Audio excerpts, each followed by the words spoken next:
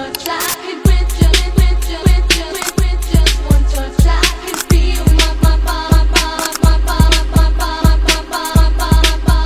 giving. Pada kesempatan kali ini, saya Juwita Hadmeningrum dengan NIM C0D024026 akan menjelaskan terkait materi aspek fiskal dari aset lancar berupa biaya dibayar di muka. Latar belakang: dalam menjalankan kegiatan operasionalnya, perusahaan melakukan berbagai transaksi keuangan yang berkaitan dengan sumber daya ekonomi. Salah satu transaksi yang sering terjadi adalah pembayaran sejumlah biaya terlebih dahulu untuk memperoleh manfaat pada periode mendatang. Dalam akuntansi, pembayaran seperti ini dikenal sebagai biaya dibayar di muka.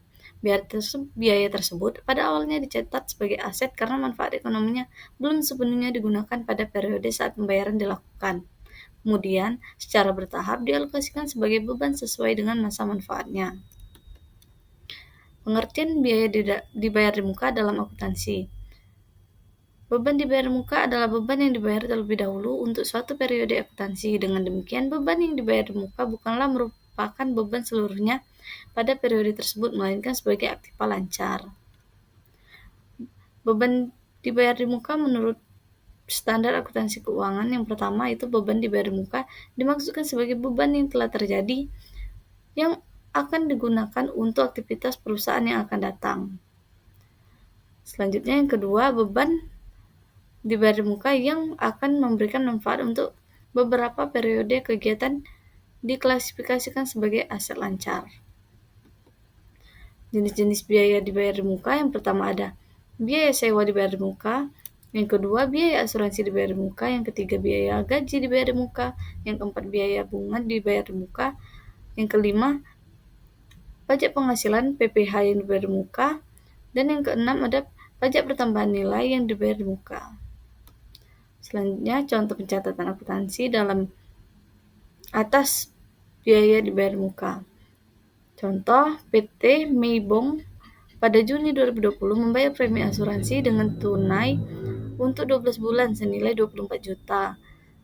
Maka jurnal umum yang harus dibuat berdasarkan mendekati neraca adalah di debit itu ada asuransi dibayar di muka sebesar 24 juta dan kas sebesar 24 juta di posisi kredit. Sementara pencatatan jurnal umum dengan pendekatan neraca laba rugi adalah beban asuransi sebesar 24 juta di debit dan kas 24 juta di kredit. Untuk jurnal penyesuaian pada bulan Desember 2020 dengan pendekatan neraca, maka pada tanggal 31 Desember 2020 beban asuransi sebesar 14 juta tercatat di debit dan asuransi dibayar di muka tercatat di kredit. Contoh pencatatan akuntansi atas biaya dibayar di muka. Jurnal penyesuaian biaya dibayar di muka dengan pendekatan laba rugi adalah asuransi dibayar di muka sebesar 10 juta di kredit dan beban asuransi sebesar 10 juta di kredit. Beban asuransi PT Mei Jaya dari bulan Juni hingga Desember 2020 yang diakui sebesar 14 juta, sementara dalam jurnal umum telah tercatat 24 juta, sehingga agar penyusunan laporan laba rugi dapat melaporkan bahwa beban asuransi sebesar 14 juta, maka harus dilakukan penyesuaian dengan cara kredit beban asuransi sebesar 10 juta. Ketentuan perpajakan mengenai penyewaan tanah dan bangunan berdasarkan PPh pasal 4 ayat 2. PPh pasal 4 ayat 2 adalah pajak penghasilan yang dikenakan atas penghasilan tertentu, yang pengenaan pajaknya bersifat final. Artinya, setelah pajak ini dipotong atau dibayarkan, maka penghasilan tersebut dianggap sudah dipajai dan tidak diperhitungkan kembali pada saat penghitungan PPh terutang di SPT tahunan. Hal ini bertujuan untuk memberikan kemudahan dan pemotongan dan pelaporan pajak serta memberikan kepastian bagi wajib pajak terkait kewajiban perpajakannya. Tarif PPh final yang wajib dipotong atau dibayar sendiri atas penghasilan dari persewaan tanah dan atau bangunan adalah sebesar 10% dari jumlah bruto nilai dan bersifat final. Maka rumusnya PPh final sewa tanah dan bangunan sama dengan tarif 10% dikali jumlah bruto sudah termasuk service charge dan biaya lainnya. Ketentuan perpajakan mengenai penyewaan kendaraan bermotor dan aset tetap lainnya berdasarkan PPh pasal 23. Berdasarkan Undang-Undang Nomor 36 Tahun 2008 tentang pajak penghasilan, khususnya pasal 23 ayat 1 huruf C, disebutkan bahwa atas penghasilan berupa sewa dan penghasilan lain yang berkaitan dengan penggunaan harta selain tanah dan bangunan dikenakan pemotongan pajak oleh pihak yang melakukan pembayaran. Tarif PPh pasal 23 atas sewa harta selain tanah dan bangunan adalah sebesar 2% dari jumlah bruto nilai sewa bagi penerima penghasilan yang memiliki nomor pokok wajib pajak atau NPWP. Apabila penerima penghasilan tidak memiliki NPWP, maka pemotongan dikenakan menjadi lebih tinggi, yaitu 100% lebih besar dari tarif normal sesuai ketentuan perpajakan yang berlaku. Dengan demikian, tarif yang dikenakan pada wajib pajak yang tidak memiliki NPWP menjadi 4% dari jumlah bruto nilai sewa. Hubungan biaya dibayar di muka dengan aspek fiskal.